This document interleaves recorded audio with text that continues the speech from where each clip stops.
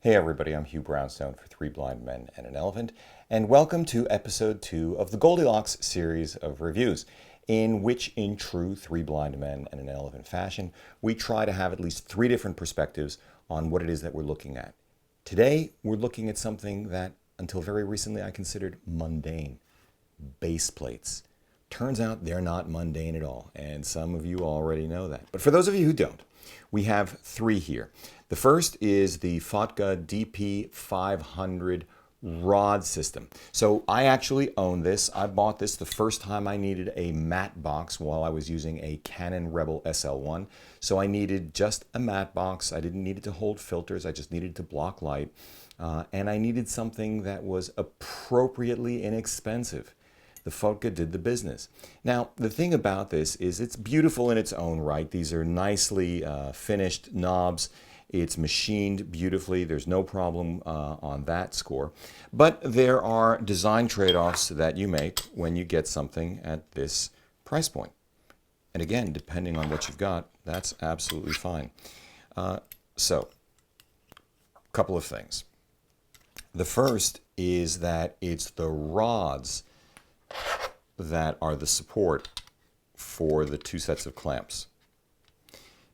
You'll see what I mean in a minute. In other words, the clamps are not one block providing 4 contact points or clamp points. It's 2 with one assembly, it's 2 with another.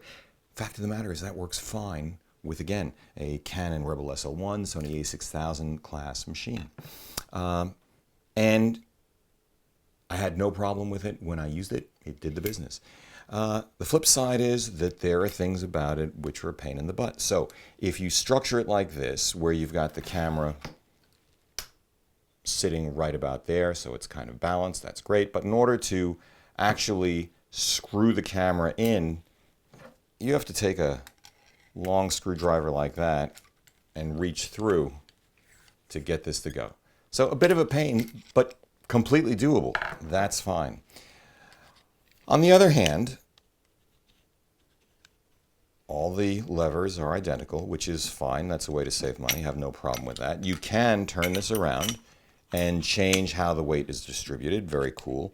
This lever also happens to be the one that takes care of the height adjustment. Again, once you lock it in place, that's fine. But if you're carrying significant weight on here, it begins to become problematic, which is no problem because you simply have to choose the right tool. So let's put that over there for a minute. The next level is the Sackler Ace. Now, I've never seen a base plate this thoroughly designed. And the fact is, this guy worked with the Rebel SL1. It did not work with this guy, the Sony FS5, of course, a different class of camera, especially when I was using a wireless follow focus, and the high torque motor actually stressed this guy. It was the wrong thing to have. Now, the Sachtler, the design touches are just incredible. You ever lose a tripod screw? Sachtler's got you covered. They're a 2/4 inch, 2 3/8 inch, and they're screwed right in, just there waiting for you. The operation is fairly typical as far as the quick release plate and the locking lever. The difference is that this locking lever is different from all the other levers, and it's designed just to do this. It doesn't come above the height of the base plate itself, so you don't have to worry about pulling it out and turning it and then pushing it back in. And I'll show you what I mean in a minute. So that's one thing.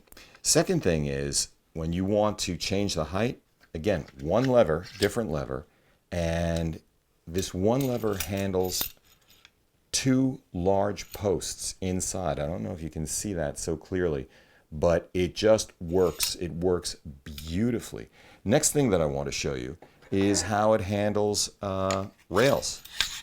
There are 4 contact points, or 4 clamps, but again, only one lever to do all 4. So really, really fantastic. And it's just beautifully machined, and it's art. Now, you don't get a base plate for art. I get that. But man, come on, we're geeks. And there's just something extraordinarily satisfying about this guy. Flip side is, it's not the right tool if you get to have something significantly bigger than the FS5. And frankly, I would say that the Sony FS7 constitutes something significantly bigger, significantly heavier than the FS5. When you've got follow focus on there, when you've got a matte box with filters, when you've got a big Cine battery hanging off the back, well, at that point, you want something bigger. You want something like this, Zacuto's VCT universal base plate and VCT tripod plate. This thing is just a beast. And it saved my bacon when I was using it with the FS7 a while ago. Big lever on the side. Oh man, pulls it out. This goes in, it makes the Sachtler look small and lightweight, which by comparison it absolutely is.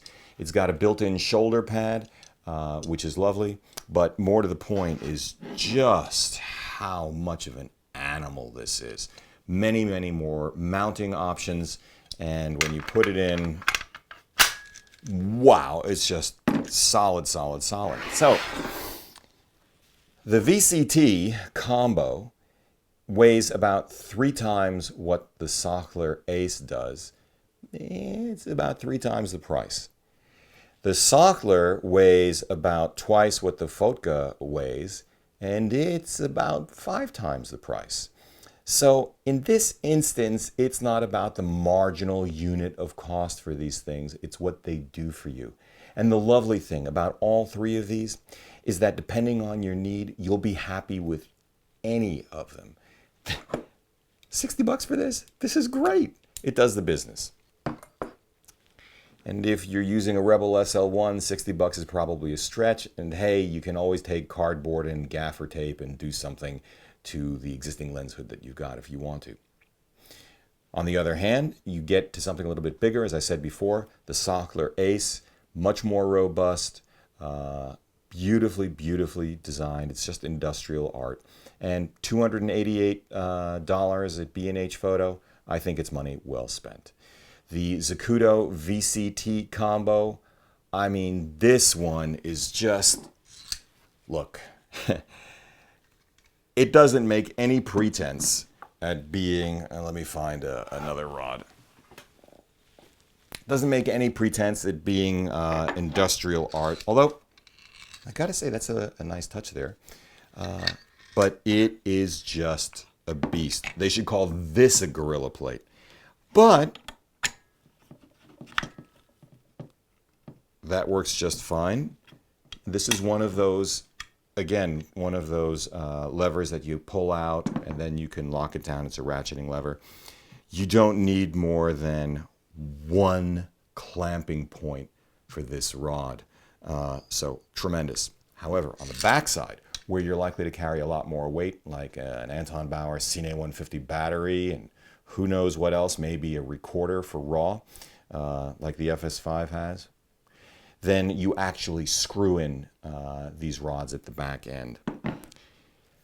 Just beastly in a good way. One other thing that I'll say is, unlike the Sachtler or the FOTGA, it is not easy to move this up and down. It requires a tool. It requires a hex wrench or bit, and that's just fine. If you're going to actually take the time to move this, you're going to change it once because you're only going to be shooting with 1 camera, and then this thing is just rock solid. So, and the Zacuto is, let's see, I think it's $270 for the tripod plate and $570 for the universal base plate for the camera. So, there you have it. Really, really interesting. I will never again make the mistake of assuming something is mundane just because it isn't sexy like a camera body or a lens. Anyway, Hugh Brownstone, 3 Blind Men and an Elephant. See you next time. If you like what you saw here, please subscribe to the blog, subscribe to the YouTube channel, give us a like, and yeah, that's it.